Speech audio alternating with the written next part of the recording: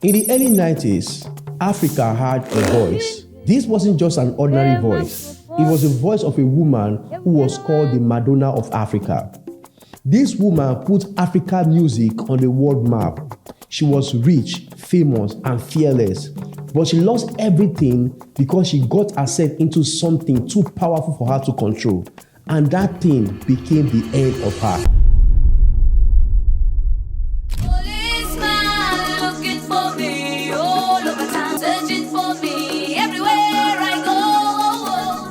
This is a story of Brenda Fassie, a woman who rose from Langa in South Africa to becoming one of the world's most celebrated icons. In this documentary, I'm going to unveil the secret behind the rise, the downfall, and the death of Brenda Fassie. My name is Prince Theophilus, and this is Fame and Fallout. To understand how Brenda Fassie became the most controversial and powerful voice in South African music, and how she died tragically, we have to go back to the very beginning.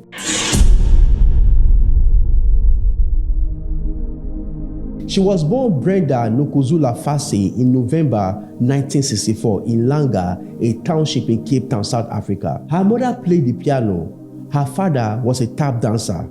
She was born into a family of music and entertainment, but sadly, her father died when she was only 2 years old. She grew up surrounded by sound, church choirs, gumbo dancers, marabi guitars, and children clapping on empty paint pockets. Everything in Langa was about music, and Brenda Fassie was in the middle of all this. She didn't just sing, she performed. As a little girl, she would grab the broomstick and turn it into a microphone. She would stand on crates and call it the stage.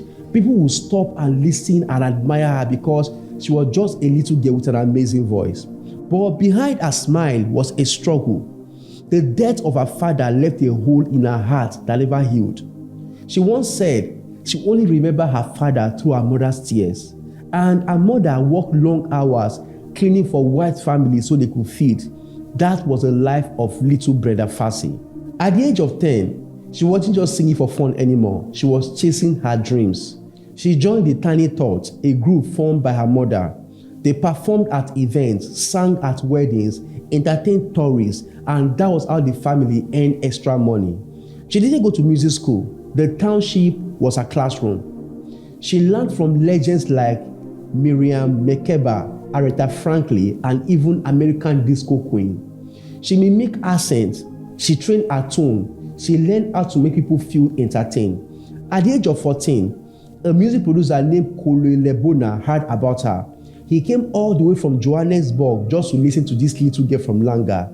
And the moment he heard her voice, he said, "This is the voice of Africa." And that was it. But there was a problem. Brenda Fassie's mother said no. She said she was too young. She said she had to finish school, so Brenda had to wait. But at a point, she couldn't wait anymore. The burning desire inside her was telling her something else, to run away.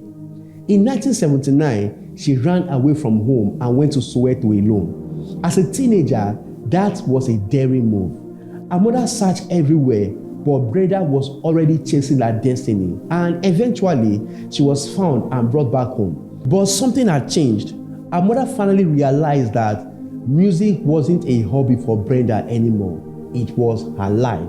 So, Brenda moved to Lebona family in Soweto. There, she finished school and started recording.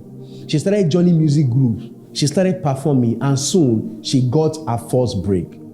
When one of the singers from the Joy group went on maternity leave, Brenda stepped in. She was only 60 at that time, but her voice was powerful. Not long after, she started dating a keyboardist named Dumisani Ngubeni. I don't know if I pronounced that well. He was part of the group called the Big Dudes. One day, they were looking for a lead singer, and Brenda stepped up. She became the lead singer. When Brenda joined the Big Dudes, the band was lacking something. They had the talent, they had everything, but they didn't have the magic. One little magic that can change everything. When she stepped into the studio with them in 1983, they saw the magic they were looking for. That moment changed everything. They started recording songs, and among all the songs they recorded, one of them stood out. That song told the story of a young woman who was tired of being a man's second option. And that song was Weekend Special. The song blew up and it marked the beginning of her career. The song climbed every chart in South Africa. Then it started crossing borders into Zimbabwe, Namibia, Kenya, and even Nigeria.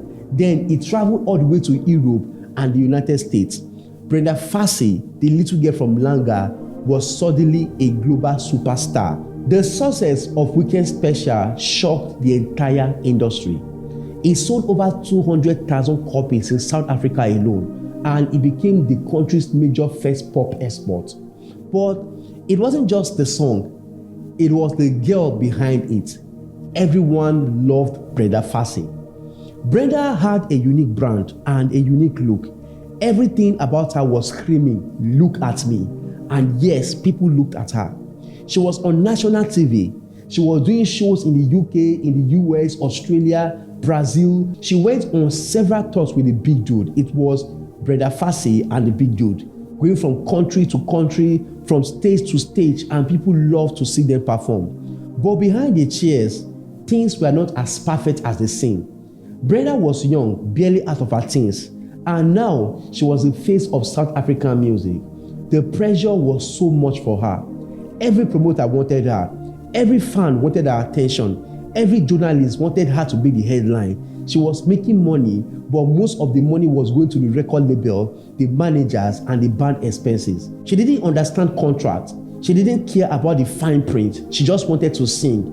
And while the world saw her rising, deep inside, she was already sinking. Brenda was just a little girl when she became famous, so she missed home. She missed freedom. She missed being a teenager. She was being controlled and she didn't like control. She was told what to wear. On interviews, she was told what to say. She felt like her life was rolling in the same cycle. At a point, she was tired of everything. She started showing signs of rebellion. Sometimes she would be late for rehearsal. Sometimes she would walk off in the middle of performance. Sometimes she would disappear after a show and not come back till morning. The industry started calling her difficult, and she started looking for an escape. By the end of 1987, Brenda Fassie was bigger than the band. She loved the big dudes, but she was tired of sharing the spotlight with them. She wanted full control of the music, the message, and the money, so she walked away. She started a solo career, and that was the beginning of discovery of who she truly was. In 1989, she released her first solo album titled Too Late for Mama. That album was a massive hit. It sold out faster than anyone would have expected, going platinum in South Africa. The lead song, Too Late for Mama, told a touching story of a woman's struggle, loss, and heartbreak. It was emotional, it was real, and it became Brenda Fassie's signature sound.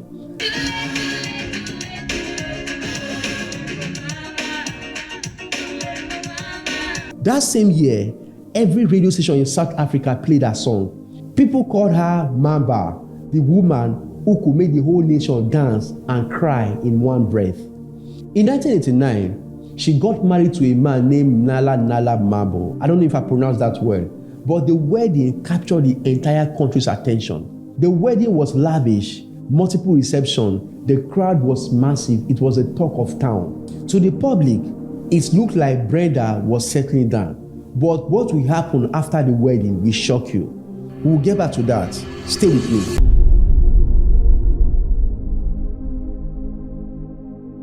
In 1990, when South Africa was bleeding under apartheid, Brenda Fassie did something nobody saw coming. She dropped an album called The Black President.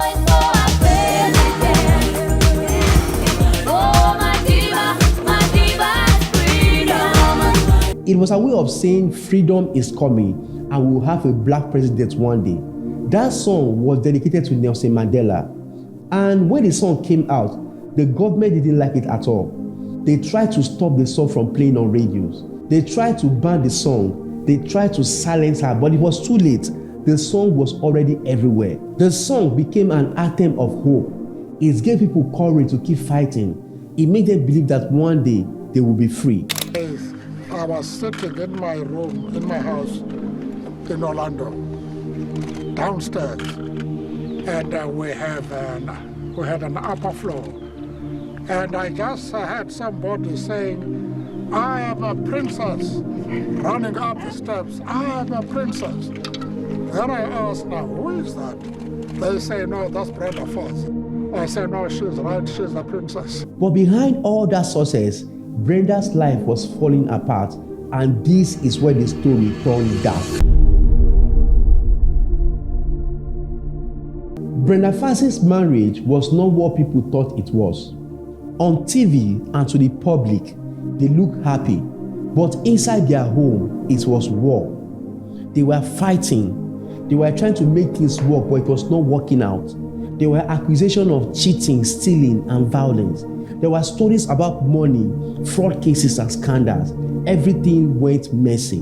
Her husband couldn't handle her fame. He was married to a superstar, a woman loved by millions, and instead of being proud of her, he felt intimidated. He tried to control her. She tried to fight back, and they became enemies inside the house. In 1991, everything exploded. The media picked up the story. It was everywhere, on newspaper, on radio, on TV. Brenda Fassie called her husband a parasite. She said he was using her for her money. They insulted each other publicly. They stopped being lovers. They became headlines. And eventually, the marriage ended. They got divorced. And for the first time, people stopped talking about Brenda Fassie for her music. They started talking about her marriage and her madness. After the divorce, Brenda tried to hide her pains.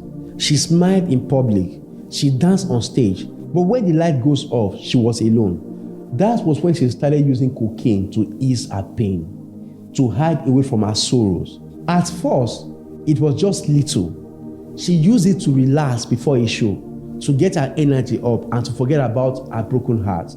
But slowly, the drugs became her best friend. Then it became her master, and slowly it became her prison. She started missing shows.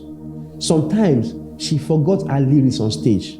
Sometimes she fell asleep in the dressing rooms. Her band got tired of her. The media mocked her. They called her the fallen queen. They wrote about her weight, her face, her voice, her lifestyle. The media was portraying her very badly. And soon, the drugs took full control of her life. She started showing up at interviews high. She would laugh, swear, and cry all in one sentence. She didn't even try to hide anymore. People said she has gone mad. But in truth, she was just lost, fighting pain the only way she knew how to. Her money started running out. Her shows stopped coming in. She had to move into a small apartment. A queen was now living like a beggar. But even in that dark place, Brenda still made music. She would record with whoever was available. Sometimes she would walk barefoot. Sometimes she would go hungry, because no matter how deep she fell, music was the only thing that she never gave up on. In 1993, Brenda's life was becoming lonely. Her mother died that same year. Her producer walked away. Her friends left her, and her life was sinking. And that was when she met a woman named Poppy Silala. They became close. They started dating and living together. But they were bad influence to each other because they were doing drugs together. For a while, it felt like love, but that love was built on pain. Their apartment became quiet and dark, filled with smoke and empty bottles. And then one night, something tragic happened. Poppy got overdosed. She stopped breathing right beside Brenda. Brenda held her body, shaking and crying. She didn't call for help.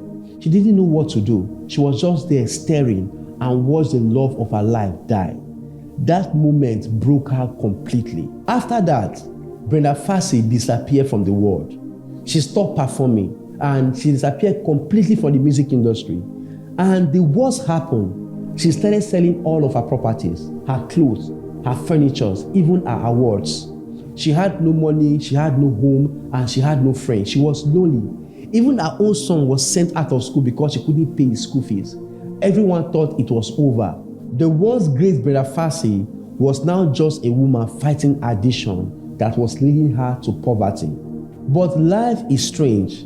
Sometimes the biggest force set the stage for the loudest comeback, and that was exactly what happened next.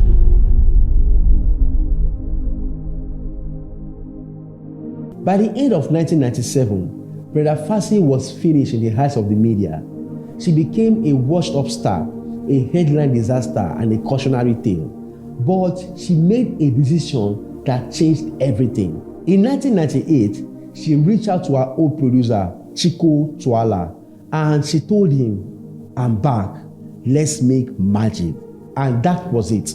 They went into the studio without any record label backing, just the two of them with one goal: to restore the career of Brenda Fassie. They came up with an album, and the album was Memeza.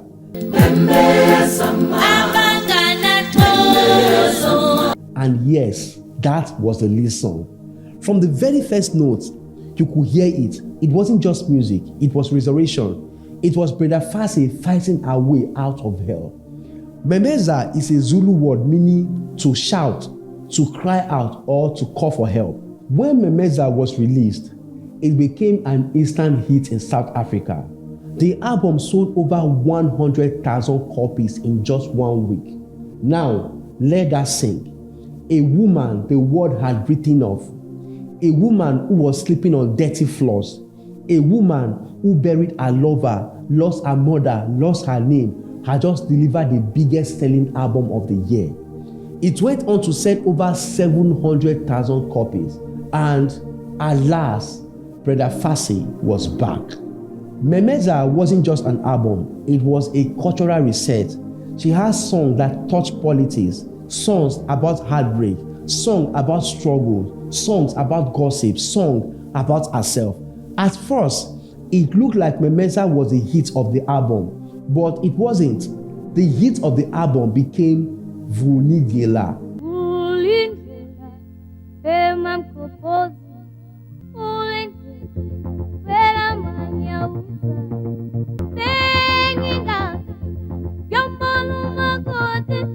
That song became an instant wedding anthem. Every bride in South Africa danced to it. But that same song sends a mixed signal to the rest of the world because it sounded like a cry for help.